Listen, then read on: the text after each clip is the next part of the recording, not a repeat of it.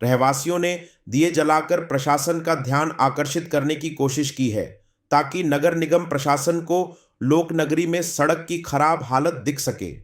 पूर्वी लोकनगरी क्षेत्र में Swapnalok society, L2 society, Hastinapur society, J14, J5 और अन्य सोसाइटियों में रहने वाले निवासियों को सड़क की खराब हालत के कारण अपनी जान बचाकर यात्रा करनी पड़ती है। पिछले कई वर्षों से सड़क की खराब हालत से नागरिक सदमे में हैं। कुछ स्ट्रीट लाइटें भी बंद हैं, इसलिए निवासियों को सोचना पड़ता है कि अंधेरे में इस सड़क पर कैसे चलें। ऐसे में इस सड़क पर दोपहिया वाहन ले जाना भी जोखिम भरा हो गया है। साथ ही सड़क की खराब हालत के कारण वरिष्ठ नागरिकों, बच्चों और महिलाओं को काफी परेशानी उठानी पड़ती है। रहवासियों ने पालिका प्रशासन द्वारा शीघ्र सड़क की मरम्मत नहीं कराने पर उग्र आंदोलन की चेतावनी दी है।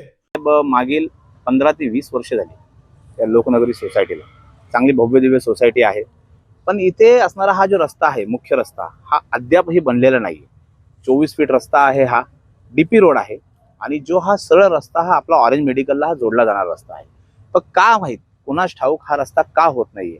सर्व लोकप्रतिनिधी सोबत आहेत, सर्व लोकप्रतिनिधींचा यांना होकार आहे, मग तरी हा रस्ता का नगरपालिकेने रखडून ठेवलाय? तुम्हाला माहित असलं पाहिजे की अनेक अपघात इथे होत आहेत आणि अपघात होऊनही लोकांनी वारंवार तक्रार करूनही भालचंद्र प्रतिष्ठानतर्फे आम्ही पत्रव्यवहार केलेले आहेत नगरपालिकेला की हा रस्ता झाला पाहिजे, तरी हा रस्ता होत नाहीये। या पाठीमागे नगरपालिकाचं प्रशासन हा ढिम्मा आणि आळशी झालेला आहे का? त्यांना लोकांचा शोकांतिका दिसत नाहीये का? लोक ज्या प्रकारे आंदोलन म्हणजे आज दिवे लावून आंदोलन करण्याची वेळ येते, म्हणजे हा नगरपालिकेला एक जाग येण्यासारखा विषय आहे की त्यांना दिवसा ढवळ्या तर हे रस्ते दिसत नाहीये। तर जर का आज आपण बघतो की सगळे लोक वेगळ्या डिजिटल याच्यामध्ये पदार्पण करतोय। अंबरनाथ शहरामध्ये मोठमोठे काँक्रिटीकरणाचे रस्ते होत असताना एक सुसज्ज असणाऱ्या लोकनगरी रस्त्यालाच हा पर्याय का देत नाहीये मग ते लोक? यासाठी आम्ही लोक भालचंद्र प्रतिष्ठानतर्फे व लोकनगरीच्या सर्व नागरिकांतर्फे आम्ही हा आज दिवे लावून आंदोलन करतोय आणि इथेच आम्ही थांबणार नाहीये। येणाऱ्या दिवसामध्ये आम्ही फक्त मॅक्झिमम 20 दिवसाचा अल्टिमेटम देतोय नगरपालिकेला। जर का त्यामध्ये हा रस्ता जर का झाला नाही तर लोकनगरीली ही संख्या तुम्हाला कमी दिसते। प्रत्येक लोकनगरीला प्रत्येक माणूस मी नगरपालिकेच्या गेटवरती उभा करेन, पोलिसांची परवानगी घेऊन तेही।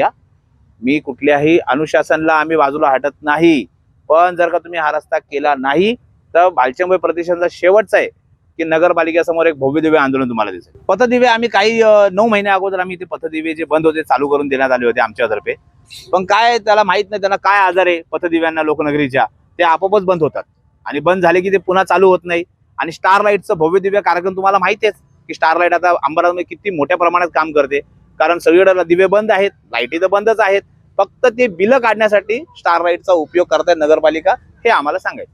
खूप त्रास होत आहे आम्हाला लोकांना, रस्ता खूप खराब आहे, त्यातनं आमचे मुलं 10वीच्या क्लासेसला वगैरे जातात आहे, ते कुठल्या पद्धतीने येतात आहे त्याची काळजी सगळ्यांना माहिती आहे।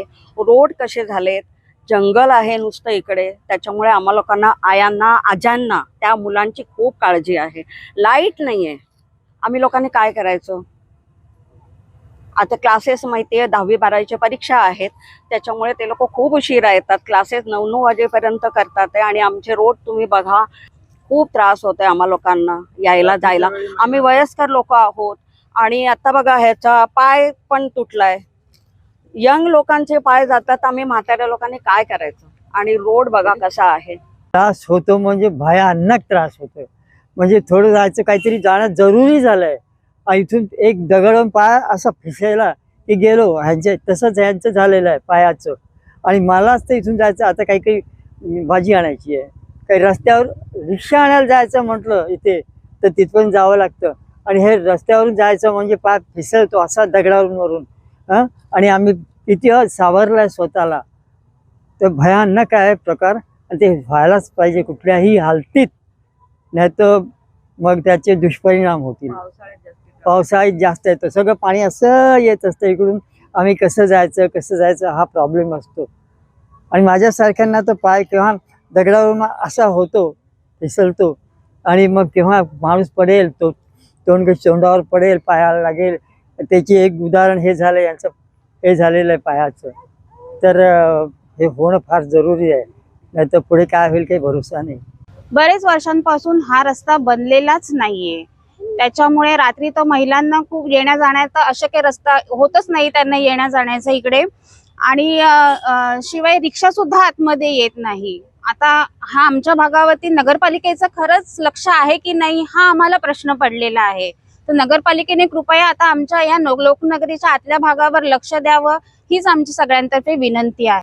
रात्री अपरात्री तर महिला इकडे ये जा करूच शकत नाही. साप फिरतात, इकडे जंगल झालेलं आहे, लाईट्स नाहीयेत, त्याच्यामुळे सहजासहजी कोणीच प्रवास करू शकत नाही, चालत येऊ शकत नाही, असं सगळं इकडे चालू आहे.